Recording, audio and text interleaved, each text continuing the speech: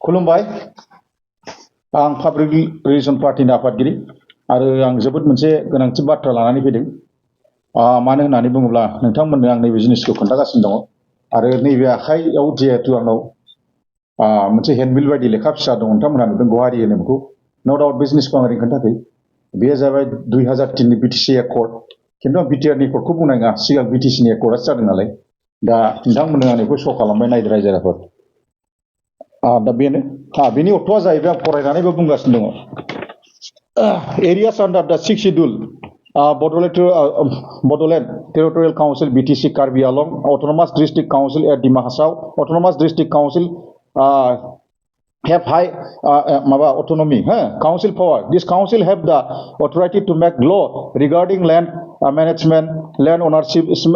similar to tribal bill, transferring land to non-tribal in restricted to protect tribal land. That means बेयाव मा बुंदों मोनसे रायजो राजाफोर बेयाव बिटिसिनि गासै लेन्डलाइट माबाखौ पावारखौ बर'फोरनि आखायाव दङ आरो बे बुंनाय मथे ट्राइबेल ब्लक बेल एरियायाव मालाबाबो जेनेरेल कास्टनि थाखाय बे हाया मालाबाबो ट्रेन्सफार जानो थाङा बे बाथ्राखौ आं दिनै स्पष्ट बुंदों आरो बेयाव मा होनबावदों बिटिसि एरिया स्पेसिफिक एज पार दा BTC accord 2003 non-tribals cannot buy land in tribal belt block within BTC. However, they can purchase land from other non-tribals who will settle before the accord subjects to be verification. That means जाय बिथांमोनहा 2003 नि सिगां BTC accord जायनि सिगां दङमोन बे बिथांमोनखौबो जुदि दोनोब्लाबो अना ट्राइबेलफोरखौ बिथांमोनखौ मोनसे भेरिफिकेशननि हिसाबैसो नंगौना नङा 2003 नि आगोलाव बे हिसाबैसो गुबुन जाथिखौ ट्राइबेल ब्लक बेल एरियायाव दोननो मोनो दा बाथ्राया आं बेखौ मानो थाखाय सिक्स शिड्युल एरियाखौ आं दिनै मानो थाखाय थन्न फरायबाय आं बे बाथ्राखौ मानो थाखाय दिनै लानानै बे इस्युखौ आं बुंनो सानदों दिनै पिजिआर बिजिआरखौबो बै समाव मावाखसै दासिमबो नैबे बुस्थुखौबो जोङो दिनै दुखु गोनां बाथ्राया बेनो प्रमद बर'नि आमोलावबो हाग्रामानि आमोलावबो दा बे बुस्थुआ जागासिनो दङ दिनै माखासे साननैसो सिगां मोजां रिपर्टार आरो माखासे मुस्लिम मानसिफ्रानो बुंदों बे बाथ्राया सैथो बेसाराफोर बिथांमोनहा जेरै धुबुरी डिस्ट्रिक्टनिबाबो बर्डारनि जिहेतु आं थिपकाय परबजाव थायो हिसाबै मोजां गाज्रि सावरायनाय बाथ्रा बिथांमोनहा बुंदों जे ट्राइबेल ब्लक बेल एरियायाव नोंथांमोना भुल खालामनानै लाबाय बेबायदि माब्लाबो बेबायदि माबायानो ट्राइबेल ब्लक बेल एरियायाव अना ट्राइबेलफोरखौ बेबायदि हा पाट्टा होनाया नोंथांमोननि थाखाय जोबोद मोनसे खहा जागोन बबेसिराव होमबा ट्राइबेल ब्लक बेल एरियानि सिक्स शिड्युल एरियानि अर्थ'आ मा थाखो होननानै बे बाथ्राखौ बिथांमोना बुंदों बे थार बाथ्रा गोरोन्थि मानोना बुङोब्ला बे खोथाखौ आंबो सानोमोन आरो बेखौ आङो गोबाव समनिफ्राय स्टाडि खालामनानै दङ खिन्थु दिनै दुखु गोनां बाथ्राया मा प्रमद बर'नि आमोलावबो माबा सेटेलमेन्ट हाखौसो बिसोरो होनाय आरम्भ खालामबाय जेराव अना बर'फोरखौबो दङ बिथांमोना जेखुनु जाया मानो बिसिनि नन ट्राइबेला मालाबाबो बे ट्राइबेल हायानो मालाबाबो ट्रेन्सफारानो जाखाया होमबा मा हिसाबै सेटेलमेन्ट बेबायदि अर्डार होखो जे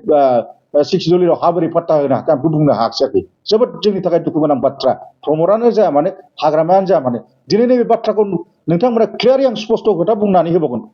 खारन दा बुंनो थाङोबा खोनानो मोननाय बायदिबा जिहेतु बिटिसिनि सिङाव हाग्रामा महिलारि बिथां आदायाबो माखासे ट्राइबेल ब्लक बेल एरियानि हा पाट्टाखौ होनो थांगासिनो दं खारन सिगाङाव प्रमद बर'आ बे जिनिसखौ मावबाय आरो दा बे बिसोरबो पलिटिक्सनि लबा बे बाथ्राखौ मावनो थांबाय दिनै गुबुन मानसिफ्रानो सिक्स शिड्युल एरियानि अस्तित्वआ बहा थानो बेबायदि होबाय थायोब्ला दा बे बाथ्राखौसो बुंनो सानदों आं बे खोथाखौल' बुंनो सानदों बिथांमोना भटार्सनि मोनसे षड़यन्त्रनि भटार्स बेंकनि थाखाय जुदि बेखौ सार्टलबि जुदि बेबायदि होनानै जुदि ट्राइबेलनि हाखौ होबाय थायोब्ला दिनै एसे गाबोन एसे होमबा जों ट्राइबेला बहा थांनानै थानो बहा समाधान जानो देट मिन्स मा पिजिआर प्रफेसनेल ग्रेजिं रिजार्भ आरो भिलेज ग्रेजिं रिजार्भ बेखौबो हाइकर्टनिफ्राय जिहेतु बिटिआर एग्रिमेन्टनि बोसोरसे सिगां अलरेडि अर्डार हरखाबाय मावना लानाय एक्सन बेखौ मावना लानो हाया आरो दिनै सबसे जोंनि थाखाय खाथ्रानाकसिन बुस्थुआ बेनो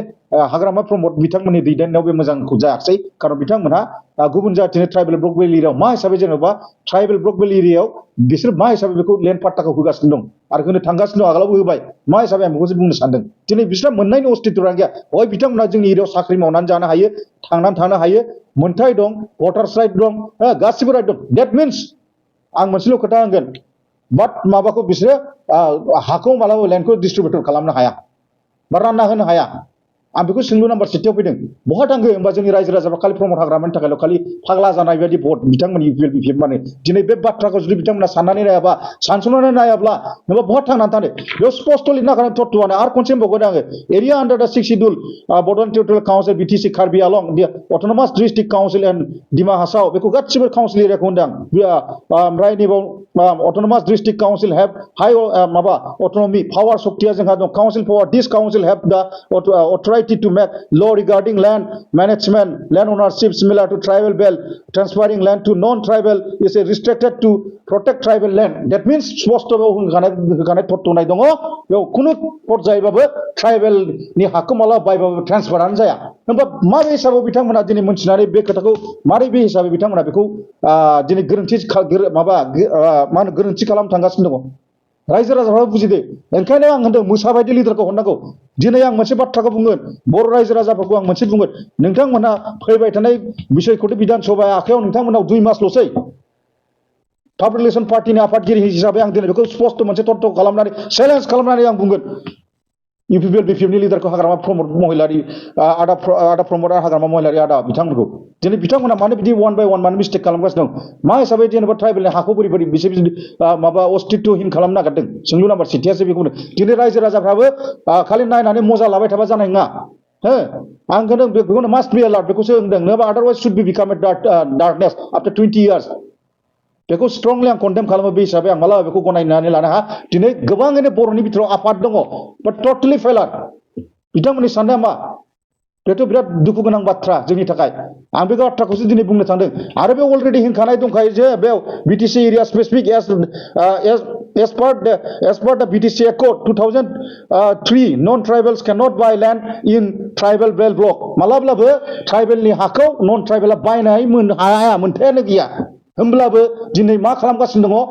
बिथांमोना भट बेंकनि सार्टआव होखोमारलागासिनो दङ दिनै एसे गाबोन एसे दिनै एसे गाबोन एसे दिनै जोंनावबो मोजां मोजां गुबुन जाथिनि दिनै माइनरिटि मानसिफ्राबो दङ